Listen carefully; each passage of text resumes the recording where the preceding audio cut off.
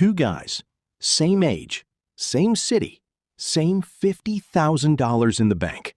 One decision separates them forever. Zack looks at that money and sees a house, a rental property, monthly cash flow, passive income, the dream. Marcus looks at that same money and sees something different. Index funds. No tenants, no keys, no headaches, just growth. They both walk away from that decision convinced, absolutely convinced that they made the smarter choice. They're both wrong. Because Zack forgot to count the hours, and Marcus forgot to count the zeros. And neither of them sat down and ran the full numbers. So we're going to do it for them. 20 years, every dollar, every cost, every hour. And when the final number hits, it will make your stomach drop. Let's keep this completely fair. Zack and Marcus both have exactly $50,000 saved. Not inherited, not borrowed. Earned. They both earn $55,000 a year. Same age, same city, same financial starting point. The only difference? What they do with that 50 grand. Zack uses it as a 20% down payment on a $250,000 rental property. A modest 3-bedroom house in a decent neighborhood. Nothing fancy. Red roof, small yard, good location. The kind of house that attracts reliable tenants and holds its value. Zack is already picturing the cash flow. He signs a 30-year mortgage at 7% interest. Monthly payment, $1,330 a month. He barely blinks. He finds a tenant willing to pay $1,800 a month. Lease signed, keys handed over. The rent checks start coming in. On paper, $1,800 minus $1,330 equals $470 a month in profit. Zack grabs a napkin and does the math. He feels like an absolute genius. Marcus takes the same $50,000 and drops it into a total stock market index fund. No leverage, no tenants, no story to tell. Just a confirmation email and a green number on a screen. Marcus sets up an automatic $300 monthly contribution and genuinely does not think about it again. That's it. That's the whole strategy. Zack, on the other hand, he's living the landlord dream. He's at dinner parties with a story. He talks about mortgage interest, depreciation, cash flow. People lean in. Marcus tells people he invests in index funds. They nod politely and change the subject. Nobody is impressed. Nobody asks follow-up questions. But every first of the month, without fail, $1,800 lands in Zack's account. He screenshots it. He saves it. He stares at it. This is what winning feels like. He drives past the property on his way to work, points at it through the car window. I own that. A bank technically owns most of it, but the feeling is real. He's claiming mortgage interest on his taxes, depreciation deductions, shaving a couple $1,000s off his tax bill every single year. The government is basically subsidizing his investment. With every mortgage payment, his equity grows. With every year, the neighborhood appreciates. Everything about this investment feels real, tangible, smart. Marcus logs into his brokerage account once a quarter. The number goes up a little, then down a little, then up a little more. There's nothing exciting to report, nothing to point at from a car window. No key in his pocket, no tenant texting him, no asset he can show off at a barbecue. Just a number on a screen, quietly, almost invisibly, growing. At the end of year 3, the social proof alone makes Zack feel like he's winning by a mile. But social proof and math are two very different things. Let's look at Zack's numbers through year 3. He's collected $64,800 in rent. His mortgage payments total $47,880. Gross cash flow, $16,920. Sounds incredible, until you subtract everything else. Because that $16,000, it's not real money, not yet. Property taxes, $3,000 a year. Insurance, another $1,500. That's $4,500 gone before a single thing goes wrong. And things always go wrong. Year 1, the water heater dies, $1,200. Not optional, not postponable. The tenant needs hot water by tomorrow morning. Year 2, the roof starts leaking. $2,800. And Zack finds out about it via a text message at 8 p.m. on a Sunday. Between tenants, 1 month of vacancy, $1,800 in lost rent, $600 to clean the unit, repaint the walls, and relist it online. $2,400 gone for doing nothing wrong. Zack decides to manage it himself to save money.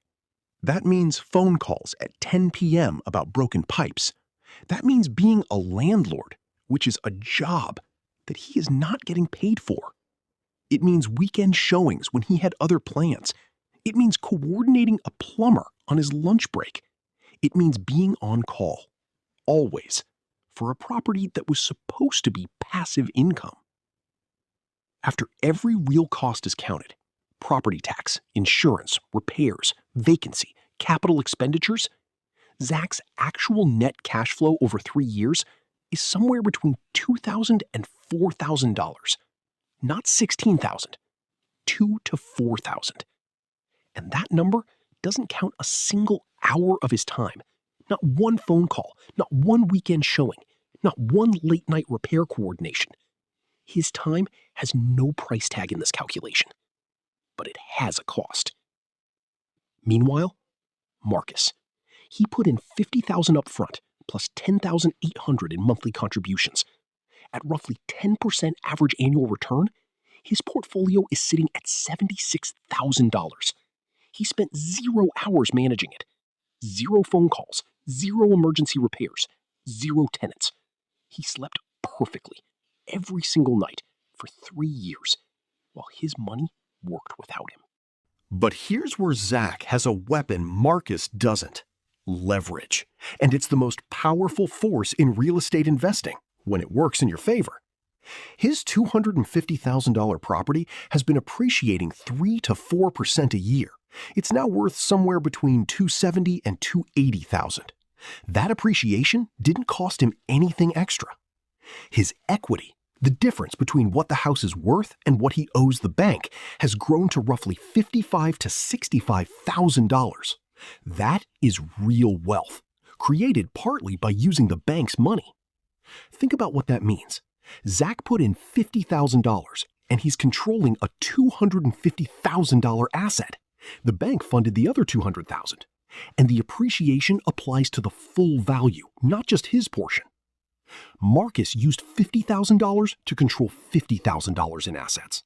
Zack used $50,000 to control $250,000 in assets. That is a 5-to-1 leverage ratio, and it's the one advantage stock investors simply cannot replicate easily. When property values rise, leverage multiplies the gain. This is why real estate creates more millionaires than the stock market in most surveys. The math is real, the advantage is real, but so's the risk. By year 5, Zack is on his 3rd tenant. The first one moved out after 2 years. The second one left early and disputed the security deposit. 3rd time's the charm, he hopes. He's replaced the roof, $8,500. A plumbing emergency that came out of nowhere, $1,400. These aren't surprises, these are guarantees. Every property has them. Most landlords just don't budget for them. He's raised rent to $1,950, which feels like progress, until he gets the new property tax assessment and the insurance renewal.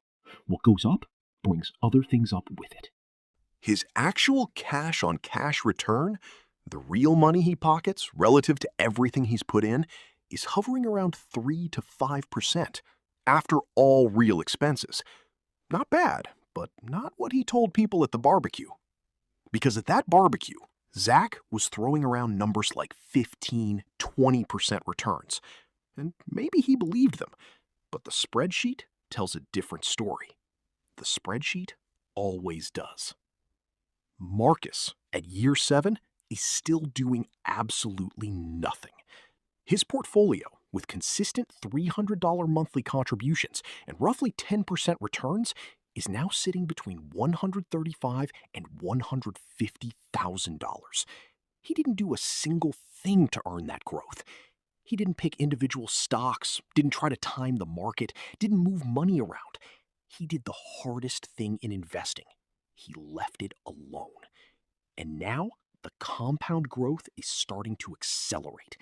The gains on his gains are generating more new wealth each year than his original contributions ever did.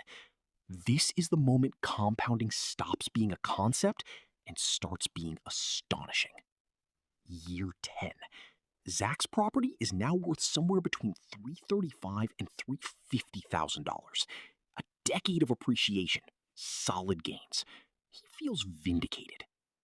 His remaining mortgage balance is about $166,000, which puts his equity at approximately $170,000 to $184,000. Real money, real wealth. But over 10 years, after subtracting every real cost, mortgage interest, taxes, insurance, repairs, vacancy, capital expenditures, Zack's total out-of-pocket beyond his original down payment is...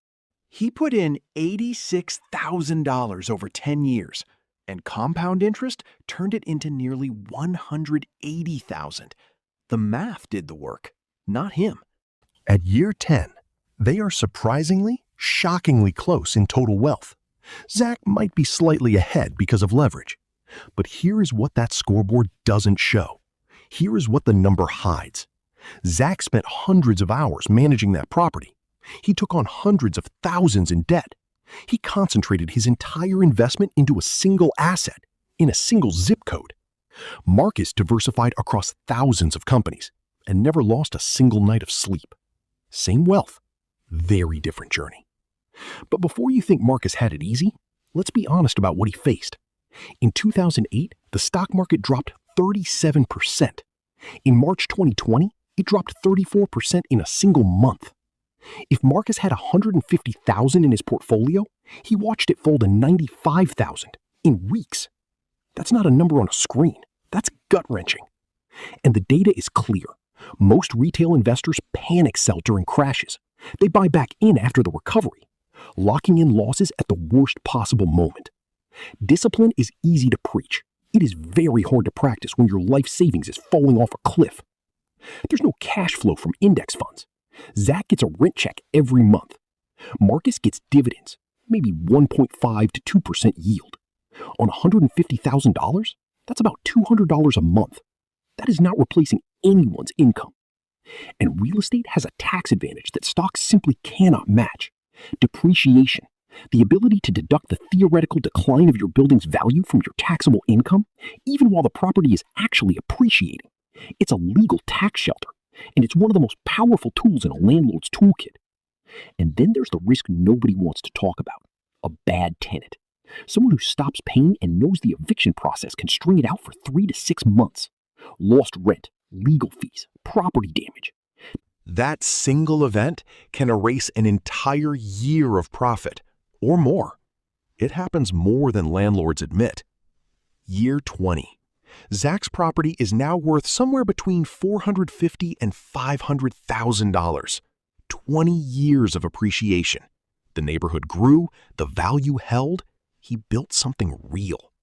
His mortgage is either paid off or nearly there.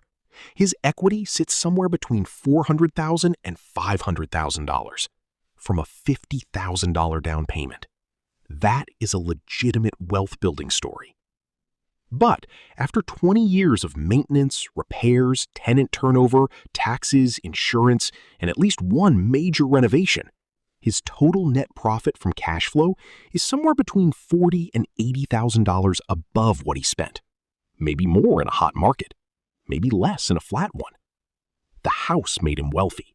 The cash flow barely broke even. Marcus's portfolio at 10% average annual return with 300 monthly contributions, his original $50,000 has grown to approximately $420,000 to $460,000. He contributed a total of $122,000 over 20 years. The other $300,000 plus, pure compounding. $122,000 in, $440,000 out. No debt. No tenants, no 2 a.m. phone calls about broken pipes, no single asset concentration, no zip code risk. Just time and math, doing what they were always going to do. Final scoreboard, year 20. Zack, somewhere between $400,000 and $500,000 in net worth. Marcus, somewhere between $420,000 and $460,000. They are in the same ballpark. After 20 years, the same ballpark. But how they got there is completely different. Zack worked for his. He managed it, he stressed over it, he sacrificed weekends for it. Marcus waited for his. He set it up and let time do the rest. Zack had stress, risk concentration, illiquidity, and a second job he never planned for. Marcus had volatility, terrifying at times, but liquidity, freedom, and zero operational burden. Same destination, completely different roads. Here's what I want you to take away from this. The real trap isn't real estate, and it isn't stocks.